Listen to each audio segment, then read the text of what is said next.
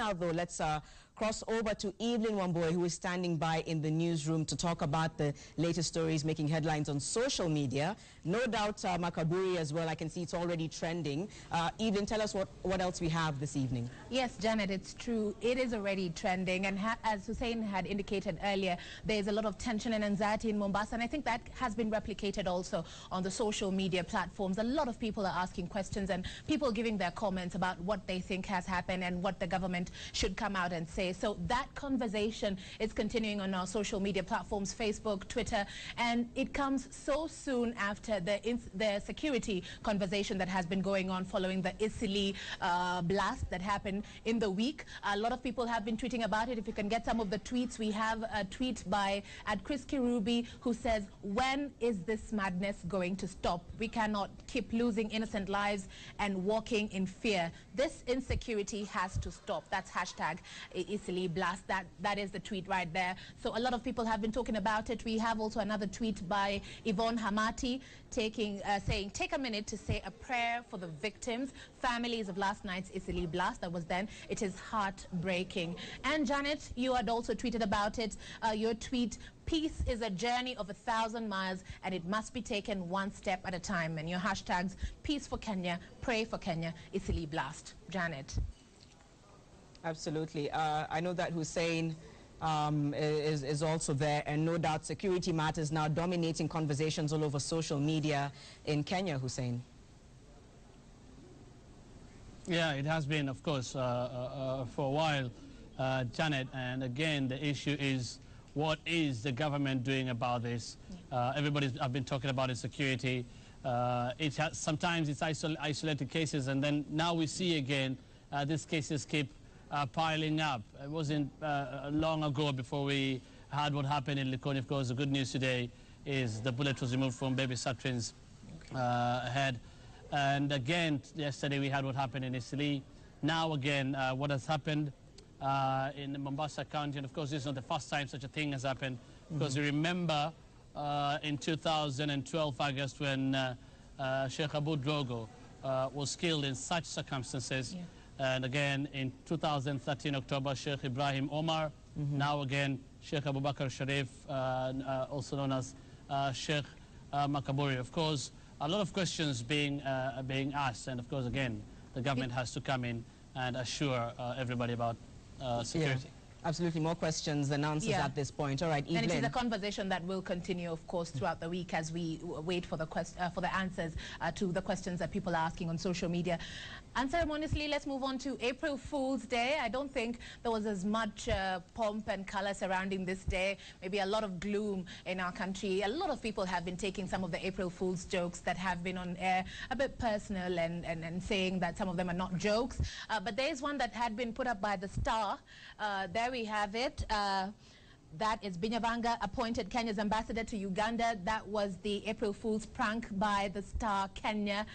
And as I said, of course, mixed reactions, maybe because of the doom and gloom that is going on. A lot of people did not take it kindly, but that is as it was. And Bernard Ndong had said in one of the tweets, which is unrelated, but said that April Fool's Day pranks are good to lighten up the day, but be wary not to cross the line when it comes to life and death issues. It's distasteful. There's some people who had been putting up a lot of tweets of them saying about the Malaysian flight having been found. So not very many people were happy with the tweets, but that is April Fool's. Midday is over and people are back to reality. There is a story that I had done, Janet and Hussein, yesterday about a Kiambu school called Nyamweru Secondary School in Limuru. This is a school where the students decided to chip in their small way by cooking mandazis to help their ailing principal.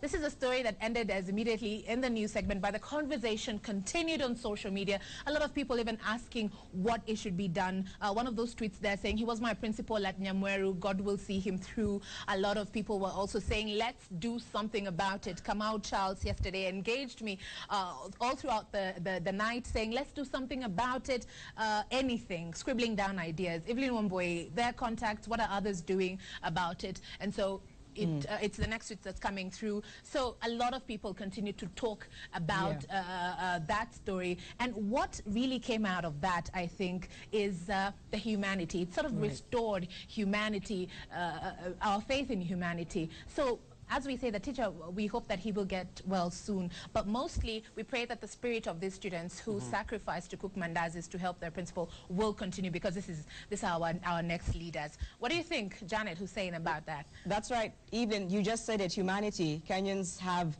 this knack of being able to reach out whenever there's a crisis or a situation that seems really daunting or sad.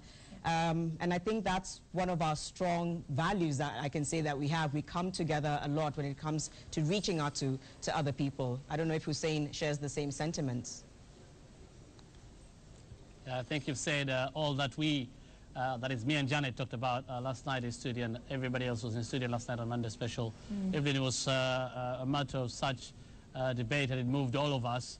And of course, it's like we said, we wish Isaac, the teacher, we want him to get well. Of course, we wish him well. And of course, we commend what the students are doing. And what we were saying is we hope more and more people will come and do such noble things and help the students as well. Absolutely. Our final trend is the picture of the day, and this one I really need to know what Hussein thinks about this. That picture comes from the Guardian newspaper, if we can have that up, and it is a picture of what they're calling the Love Lock Bridge. Have a look at that. All those are padlocks, and they're put by couples who write their names on the padlocks and then attach them to such bridges. The idea behind that is to attach the locks to a public place and then throw away the key, and that will represent that love will become unbreakable. Have a look at that, Janet Hussein. Those are 700,000 padlocks that have been put across many bridges in Paris, which is, of course, the city of love. What do you think? There's some people actually who are saying that is the original, that's how it looks. Oh, wow. Apparently, the city usually replaces the rails after a while, after they clog up, but after 2 weeks, the pictures, the padlocks are back. So over 700,000 padlocks have been retrieved. There are two people who have come out to say that they want to ban the love locks. They're saying the replacement of the rails is doing nothing. What should be done is ban the locks. What do you think? Is it a sign of love or an act of vandalism? I actually want to hear what Hussein has to say about this. Yeah, we were both saying we want to hear what Hussein has to say. Let's put him on the spot. He's just grinning right now. I really don't understand why, Evelyn, you really want me to say something about this. I don't know. It is. But let me just disappoint you and say I really don't have a comment to make about this. Oh, he'll comment later, Evelyn. I think it's a beautiful thing. I really do. Because, you know, some people, they say that, you know, like when you travel all the way to Paris and put a padlock on one of those bridges, then that means that your love is forever. A lot of people have traveled for miles just to come to one of the bridges and do that. So, of course, there's some people who are saying it's an eyesore, it's a security concern in case those railings fall into the bridge and they can hurt someone. But I think Paris is a city of love, and I think such things can pass in Paris. Hussein is squirming in his chair.